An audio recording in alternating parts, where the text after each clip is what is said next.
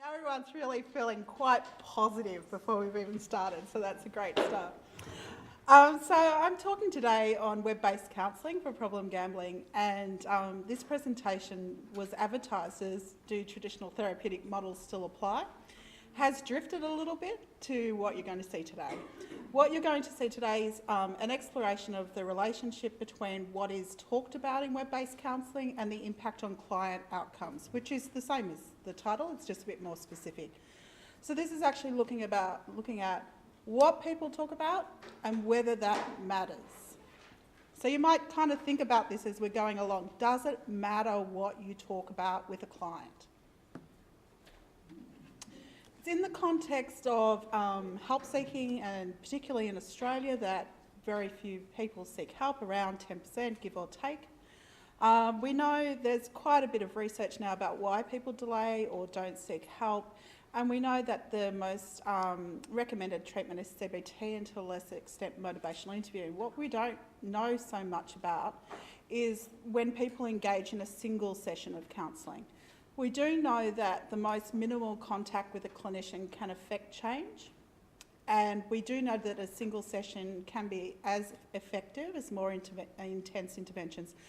So this might be those that are longer in duration or those that include more content. So you can see down the bottom here, and some of you probably went to Max and his colleagues' presentations earlier today around the work with the helplines in New Zealand. So what we're talking about today is web-based counselling. Web-based counselling is entirely text-based, so there's no physical talking between the counsellor and the client. There's no appointment. It's accessible in Australia 24/7 every day of the year. So Christmas Day, people come through. Typically a session is around 45 minutes. They're typically single sessions, so while people come back, they are treated as single sessions. And there's a reduced number of words. So this is something important to think about as we're going through, that the amount of words someone can talk online is around half that they could talk through a conversation verbally. So what we're kind of thinking about now is we've got this service, doesn't matter what you say. And so some of the things to consider maybe are around the client. Do you think that the client has some sort of impact on what is actually talked about in a session? Well, we know in terms of people accessing web-based counselling that they tend to be younger, and in fact most people coming through are under 35 years. In an earlier study, we found that people that were younger were less likely to use web-based counselling as an entry into the service system. They were more likely to use it as a treatment in its own right. A follow-up study also looked at the readiness of people seeking treatment online. And interestingly, almost 80% of clients coming through web-based counselling were saying that they thought changing their behaviour was really important, that they were really ready to do it, but their confidence was really low to resist an urge. Now, most of our treatments are around motivational interviewing, and what clinicians typically focus on is improving motivation. But in fact, what we know, people coming through the online service, is they are ready to go. So maybe think about this too, when we get to what is talked about. We also know through a third study that people typically are coming through distressed. So you've got distressed, ready, young. This slide is a results of a systematic review of chat. So we kind of use the words text-based, chat, web-based counselling interchangeably. There were 6 studies that in this systematic review that looked at chat, and this was just a couple of years ago. In fact, last year, just feels like a couple of years ago. And only 3 of these were actually around single session work. So the 3 in blue were around single session, and what that suggests, this initial work, is that there are some good outcomes with chat. And you might notice up here that they were all with children. Since that time, we've done a study that's currently under review, looking at adults and in particular gamblers, and we found that a single session could increase confidence and could decrease distress. So this was pre-post. So, okay, so it looks like there might be some good outcomes from these single sessions, but we don't really know still what actually happens in the session. And so I don't want you to all be shocked, but I thought I might just spend 1 minute eliciting from you, and I'm sorry, I never do this at conferences, what you think that clients talk about in terms of their story. So what is it, if someone's describing their story, they come through, they've never spoken to a counsellor before, so you'll see in a minute the sample that we're talking about are almost 2/3 new treatment seekers. What is it that people are likely to be wanting to talk about? Anyone? Pardon? Their girlfriend. Some relationships? Fantastic. I'm going to put my teaching thing on. Yes. They talk about money issues. Money issues. Okay. Money issues. Yeah, so relationships, money. Doesn't it depend whether it's a female or a male client? Great. So now we're introducing the idea, does it matter about gender? Are females going to be wanting to talk differently than males? I think female will talk about family issues more, and male will talk about more about money. Excellent. So we're developing a hypothesis that females will want to talk about relationships more and men will want to talk about more money more. Great. Any other things you think people want to talk about, like in their first sessions, or don't even think about problem gambling, but think about it sort of first computer. Maybe shame or disappointment with themselves. Yeah. So actually about their own experience of what's happened. Yeah. Yeah. How bad they are. The what? How bad they are. How bad they are? How bad they feel? Well, no, the females. Yeah. Okay. Yeah. And then just lastly, just thinking about if we're collecting, if you're doing an assessment with clients or you're doing an assessment of anyone coming to any sort of program, what sort of things might you want to know? Depression? Risk. Thoughts of suicide? Risk?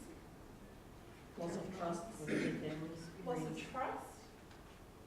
What supports they need. Supports? Interesting, very interesting.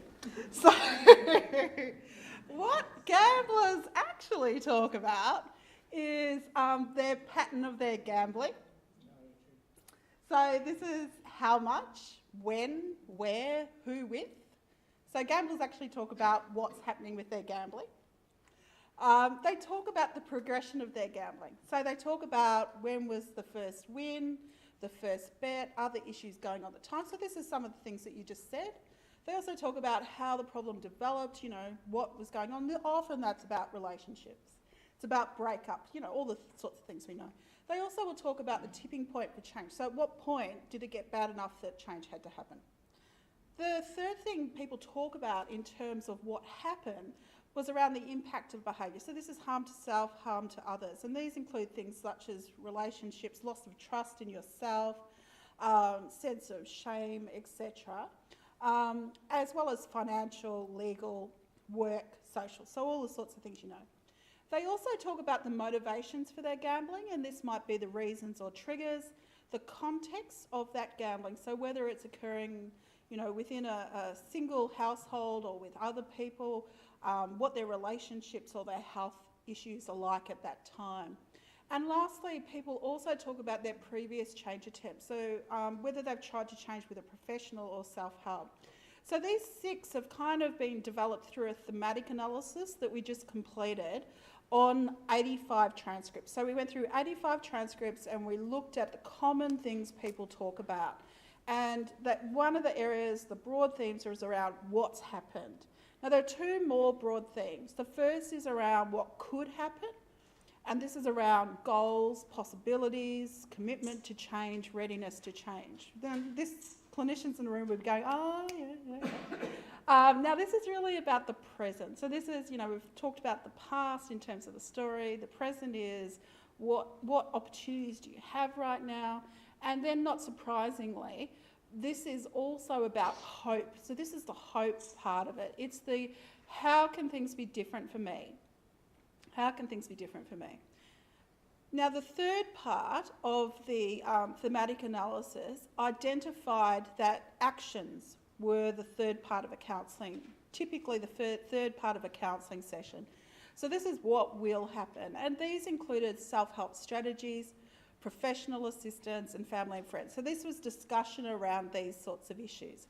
So this is all very nice and well. We've got these three broad categories that we've identified, and in fact they fit very nicely with the skilled helper model. So most of you would hopefully be aware of the skilled helper model, which is the framework for communication that sits underneath all interventions, whether you're doing CBT or MI. It's been developed for ongoing interventions, although it's the most used framework for single session or crisis non-directive intervention. So basically it says, you know, we encourage our clients to ask three questions: what's going on, what do I want to do instead of this, and what might I get to what I want, how might I get to what I want. So what you've just heard sort of fits quite nicely with this. And in fact, there's some Queensland researchers that put together a tool where they were able to apply this to online transcripts. And what they found was that the counsellors spent a great deal of time on assessment and history taking, and almost no time talking about future possibilities or opportunities and strategies. Now, this was a service that is the biggest service in Australia that works with children, called the Kids Helpline. And as you can see with this, the focus is on the counsellor. Now, we actually started using this tool to assess our adults and the people with problem gambling, and found the tool wasn't working very well, and hence the title's changed a little bit. Now, the reason why it wasn't working very well is that with online counselling, the power balance has shifted a little bit. So where a clinician might ask the client a question, the client will often ignore the counsellor and continue on with their own train of thought. So if you're only measuring what the counsellor says, you actually are missing the client. So what we proposed is we actually stop looking at the counsellor for a bit. We actually look at what the client is saying. And so what we did was we've done a content analysis to be able to do this, and I'll just briefly give you the results of that. So we thought, based on this previous research, that clients will probably talk more about their story and less about possibilities or actions. That maybe, as you raised, that the content of what they talk about might be related to demographics like gender, and that maybe what you talk about has some sort of impact on outcomes. So we used 205 transcripts from gamblers who consented to participate. These were mostly young people, they were mostly men. About 70% were involved in non-strategic gambling, including gaming machines, bingo, etc. All of the people involved were classified as problem gamblers, and 2/3 were first-time help seekers. And you can see that we also asked their preference for online counselling, and you can see it was around 7.5, and satisfaction was also high across the sample. Now, this is a tricky slide, and I thought I might delete it, but you probably need to know when you start to develop your scepticism here, which is coming up. The words of the session were far-ranging. So you can see here that the client words ranged from 78 words for the whole session through to 1783. So there is a big range there, and of course the standard deviation's quite large as well. Counsellor words were more frequent than the clients, but also quite a big range. The duration of the sessions ranged again from 13 to 126 minutes, average time 53 minutes, and the individual lines of text also had a big range. So just consider this as we're having a look at the results, that for some clients, and typically in a face-to-face service, you don't often have a client get up and walk out. Yet, you know, it has to be pretty extreme. Clients often get up and walk out of online counselling sessions. If they don't like what's going on, they will push that little cross button and terminate. So the procedure was we recruited people through a program called Gambling Help Online, which is a national program funded by each state and territory and the Commonwealth Government in Australia. Sessions were anonymous, they weren't with appointment, and we used a content analysis to derive these results. Okay, so here are the first lots of results. What we found is that almost all participants talked about their story in some way. Just over half talked about possibilities, and nearly 9 out of 10 talked about actions. So what we did next was we had a look at the combination of those categories. what we found is that 96 or 46% actually talked about at least one item from telling a story to thinking about possibilities or hope for the future and actually making specific plans. So that's under half of transcripts had the three. 10 out of 205 transcripts told story only. 14 had story and possibilities, and 85 included story and action. So this is kind of like the first look at the data. Now, whether this is related to demographics or not, we actually found that it wasn't. So we looked at gender, age, gambling type, treatment-seeking status, PGSI score, as well as preference for online counselling. The only sort of thing we found in this data was that new treatment seekers, there was a group that were clearly having trouble engaging with online counselling, and they spent all of their time talking about their story only, no possibilities, no actions. So what we did then is we thought, okay, well, this is the presence or absence of this category. Maybe we actually need to be looking at the words spoken. And so remember, those words were quite a bit wide-ranging. So what we did was we break that down into proportion. So this is the proportion of words per total client words. So in terms of the proportion of the session spent talking about any particular sort of subcategory here, can anyone see which one people spend most time talking about in an online session? Pattern, fantastic. And least time, goals and opportunities, right? And family support. So this is kind of the proportion of the session. So let's hope that pattern, really helps someone change their gambling, because we spent a lot of time talking about it. So we looked at the correlations, and what this is the correlation between the proportion of time talking about each of these subcategories and the main demographics. Now what you'll notice is there's probably two pieces of interesting information, and I might just focus on one, which is the new treatment seekers. New treatment seekers did spend more time talking about when, how, where, who, with, about their gambling, but they spent much less time clearly talking about their previous change attempts. That makes sense. They spent less time talking about opportunities, they spent less time talking about being ready or committed to change, and they spent way less time talking about professional help. So that maybe these new treatment seekers are looking a little bit different than everyone else. The third and final part that we looked at was around the relationships to these categories, to outcomes.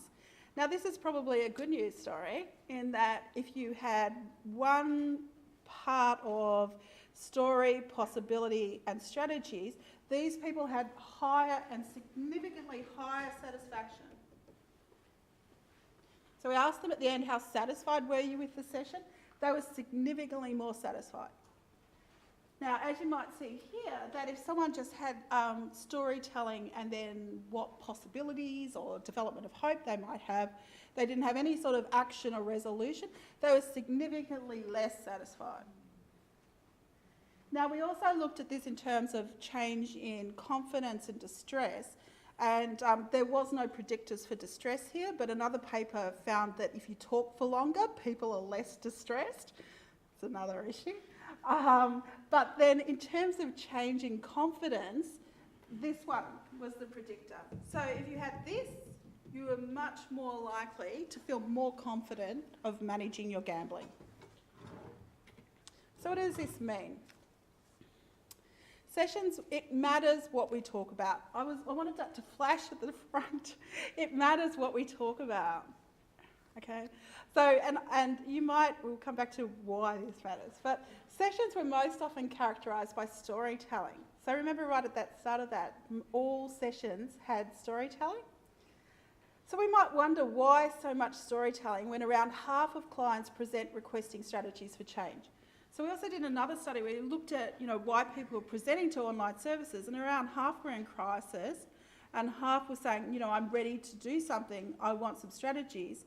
But we spend a great deal of the time responding to, well, tell me about your gambling history. Tell me about your pattern of gambling. What happened? What was your first bet like? When the client has come through saying, I am ready, I am willing and I have no confidence in doing this and I want some strategies, the first response is often, well, let's do an assessment. I don't know that that's the best response. So can we help clients tell their story more efficiently? We know through this research that there's a fairly standard sort of template that people tell when they tell their story. You know, this is in creative writing, they have it, 3-act structure, this is not new. So we think that we can probably help people tell their story and maybe before the counselling session. So the counsellor can be more helpful in developing goals and plans and strategies instead of helping elicit the story. We also think that repeat clients might benefit from different techniques than new clients. Maybe we have to think about that. Also, we found that with the 3 categories, that they were the best predictors of satisfaction and change. Now, Robert King's work has argued that why this doesn't naturally occur in an online environment is the limitations of the text environment. You can't say as many words, so counsellors no doubt have the absolute best intentions, but time runs out. So they might, normally you work with an hour and you've got a sort of natural progression over that time, but in fact you only got half that time. Also, we actually don't know what clients are up to in their environments. So it's not uncommon for a client to go to the toilet, make a cup of tea, take a phone call, place a bet, respond to social media, or that other people are actually there sitting next to them at the computer. So does this impact on the content? Does this impact on what the exchange is like? So now this, I said to Phil, I had a scam warning in my presentation. And you might see how the duck's taking the money while the person's looking at the little ducks. Yeah. So this presentation today, there is not a whole lot of research that has done this before. So it relies firstly on the thematic analysis that was done to be correct. Now there were multiple raters involved in each of these studies, but it relies on those categories that you saw before being correct. Secondly, we use the counsellor as the interviewer, which is a little bit different than other research. And thirdly, you might ask, how realistic is it to do all of this work in one session? So, future directions, Phil. Oh, sorry, forgot. I was about to start talking to you. So, one of the things we might ask is collecting data therapeutic. Yeah, most people would argue it's therapeutic. If you have a limited amount of time to spend with someone, how much of that time should be spent gathering data? And maybe there's better ways to do that online. The second thing that you'll notice is that there was content that was not coded that we think was the Therapeutic Alliance.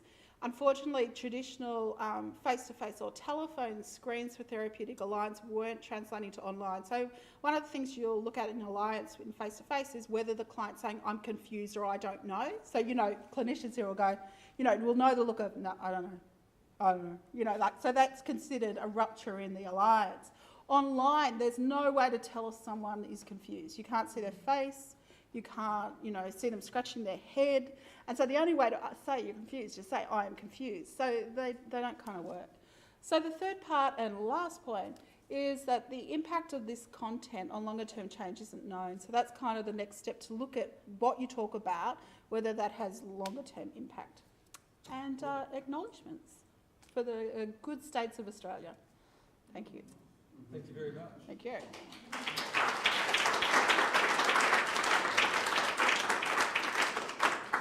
We have time for some questions.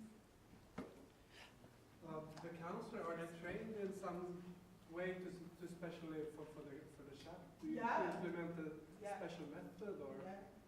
So really great question, Hutton. So a couple of issues there is, you know, the first question is, well, but do counsellors know about this, you know, skilled helper model? And when you do undergrad, you learn the skilled helper in that. If you work for Lifeline or any other sort of crisis service, what sits under those programs is this skilled helper model. So we work on the assumption that people know about this model. In terms of web-based counselling, it's really best guess.